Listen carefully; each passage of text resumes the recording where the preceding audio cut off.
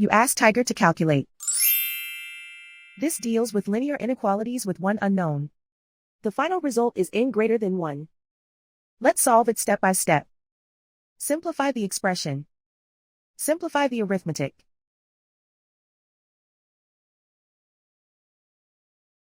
Swap sides.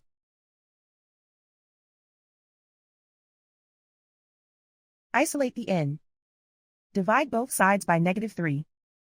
Whenever you multiply or divide by a negative, reverse the inequality sign.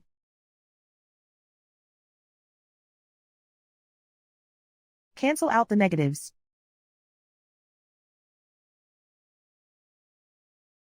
Simplify the fraction.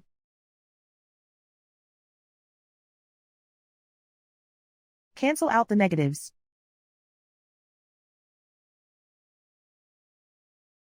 Simplify the fraction.